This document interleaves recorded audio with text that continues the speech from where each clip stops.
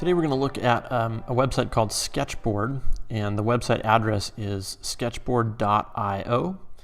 And when you get there, you can sign up for it, and you can just use your school Gmail account, Google account to connect to Sketchboard. So I'm going to log in because I already have an account here, and we'll take a look at what Sketchboard is and what it does. Here's an example of the kinds of documents you might create with a Sketchboard. Here is a series of steps to complete a process, in this case making a sandwich. And most of these are pre-made graphic shapes that I just drag and drop into the document. And I can draw arrows between them and move them around, and you can do custom shapes like the jelly and peanut butter shapes here were just drawn by hand.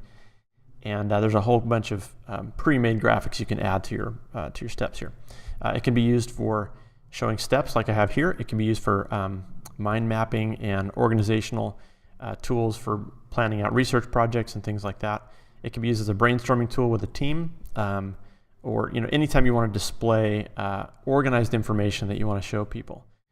So it's a handy tool. It creates really nice looking graphics, and it's easy to use. So I'm going to start fresh with a brand new document, and we'll take a look at how this gets set up. So I'm going to go down here to the bottom left, click on Menu, and I'm going to click on New Board. And this is my new board setup right here. Up at the top, I have the choice of making this personal, which means I'm the only one who can see it, a team, which means I can add several different people to it, or to make it public, in which case I can share the link with people and show it to them. So I'm going to create a public board, and then I can give it a name right here, and we'll call this example sketch, and I'll save that. Okay, so there's nothing on the board yet, but this link is active, and I can copy and paste that into an email and share it with someone, and they will have view-only access to come and look at my sketch. So real handy and easy to share with people that way. Up at the top, there's some buttons here. I can choose to make this private if I don't want it to be public anymore and I just want to keep it to myself. So if you want to make that change, that's right there. Over on the left here, you've got zoom out and zoom in. You can't tell what it's doing because there's nothing on the board yet. Down here, like we looked at a moment ago, there's a menu with several different options. There is a button to copy this link right to the computer's clipboard so that you can paste it somewhere else. And there's a comment button. And so if you're working with other people, you can make little notes and comments that can be accessed with that button right there. Down at the bottom, there are some tool buttons. Map view zooms back out so you can see everything that you've drawn so far, and it fits everything into one screen. So if you're zoomed in or out and you want to kind of recenter and look at everything, click that. The hand tool allows you to move the sketchboard around without changing things so that you can just position it differently. And the freehand tool lets you draw freehand shapes with your mouse or trackpad.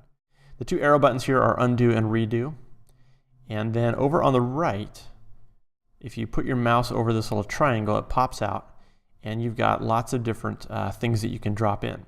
So this is one way to add things to your sketch. So you can just grab something and drag it out and drop it, and there it is. I'm going to delete this one.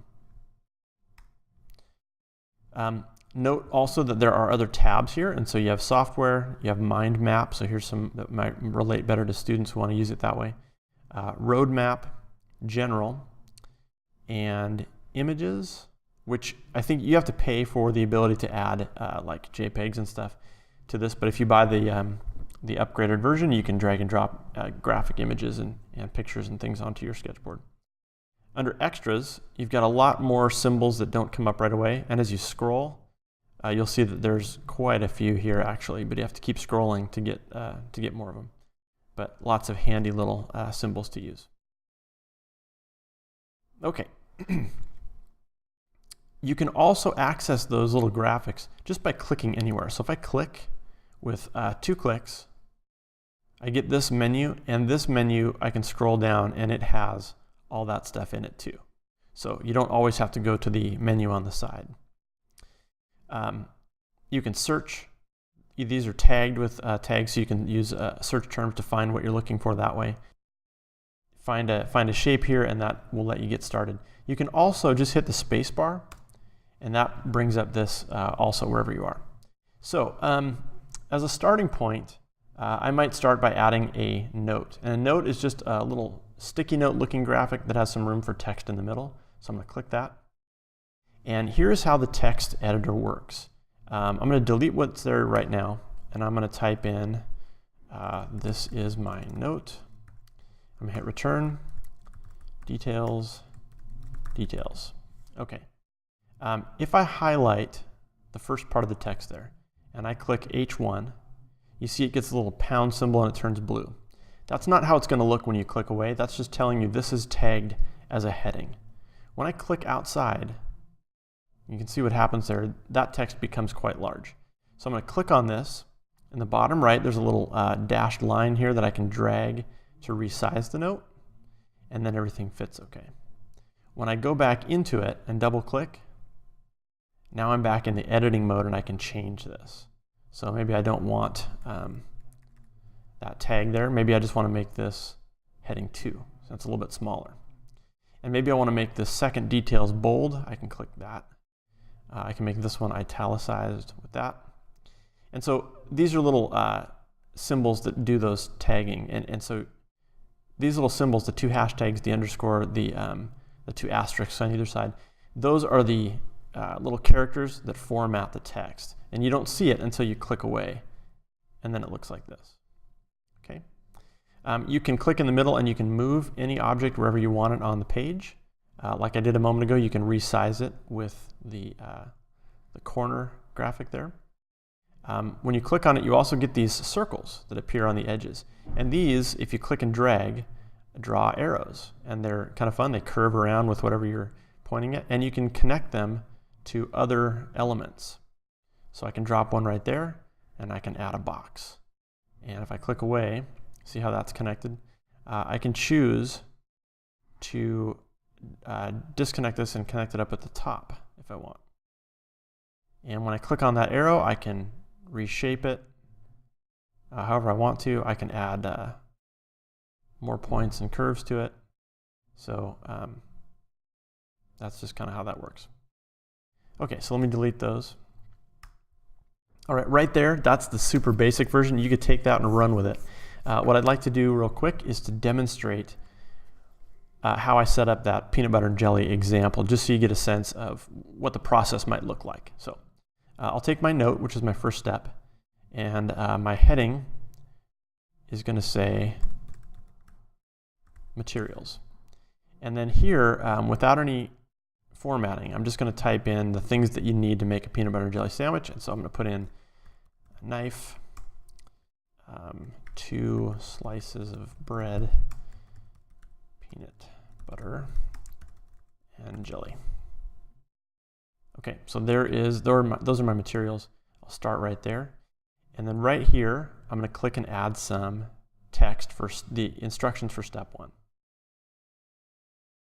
And for this one, I'm going to use markdown text, and that's just regular text without the note graphic around it. So markdown text. And I'm going to type in right up here I'll put H2. Let me delete that. Okay, right here I'm going to say H2 step 1. Hit return, and I'm going to say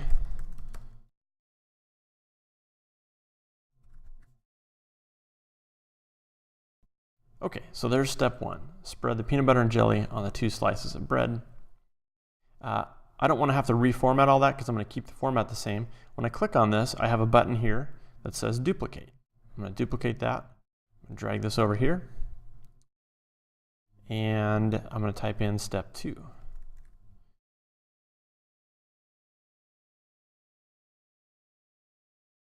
As you drag things around, you'll get these little guides here to help them snap into horizontal position or vertical position so everything lines up.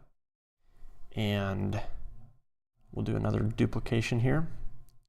I'll put this one over here and we'll say step 3.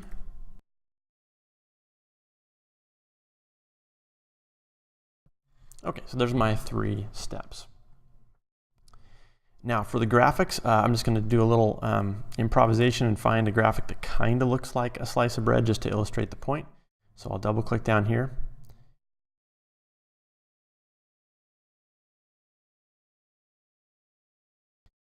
And this item here is what I'm going to use. It doesn't look exactly like a piece of bread. In fact, I think it's supposed to be a hard drive for a computer, but it's just a rectangle essentially that looks 3D. So I'm going to click that and make it a little bit bigger, and we'll just call that a piece of bread. You can always draw your own if you don't want to use one of these, or if you don't find what you're looking for, but this is just fine. So I'll take this. I need 2 slices of bread, so I'll click the duplicate button, and there's a second one. We'll put that over there. So here's our 2 pieces of bread. I'm going to hold down the Shift key and click them both. I'm going to move them down a little bit, make some space. Okay, now I need to have something that represents peanut butter, something that represents jelly. There are no shapes that look like that in my opinion, so I'm going to use the freehand tool to draw my own. And here's what I do. Click on the pencil. You can choose a color and a line thickness, but I'm going to do that afterwards. So I'm just going to stick with the pencil tool, and I'm just going to draw kind of a blob shape here.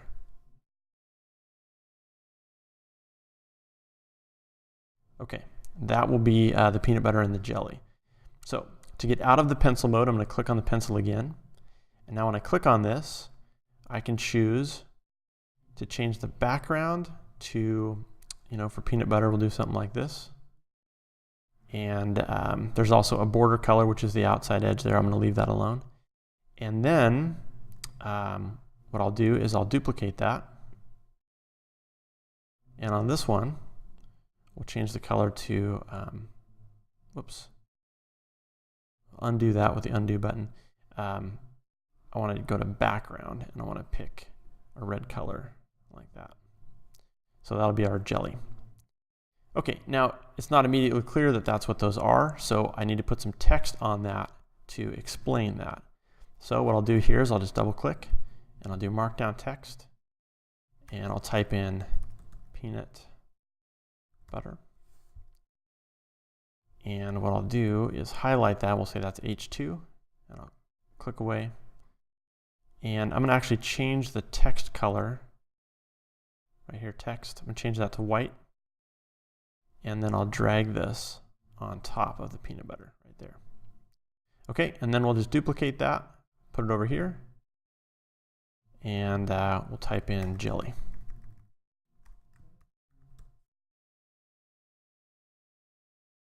Okay, so here we go. Whoops, sorry.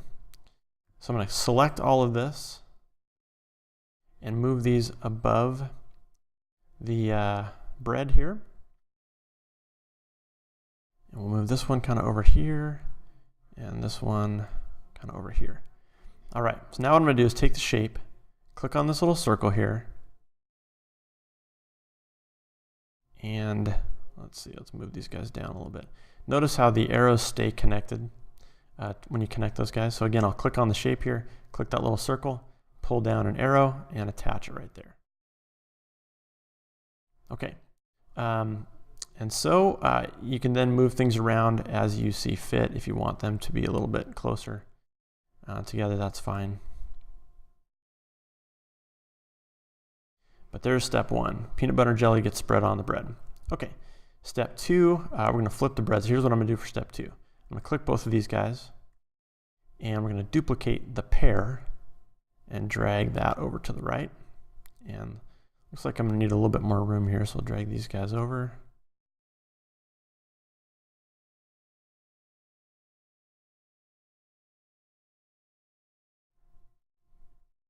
Now what I need is the peanut butter on the bread and the jelly on the bread. So I'm going to take just that shape, duplicate it, and put it down here. I know it's not going to fit, so I'm going to make it smaller and kind of crunched like that.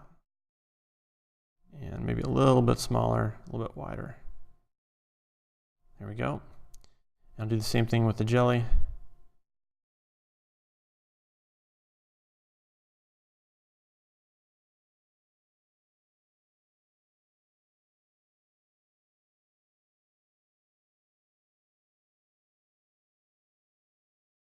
Okay, and then to simulate the, or to illustrate the flipping of the bread, I'm just going to grab an arrow and drag it out and connect it right here.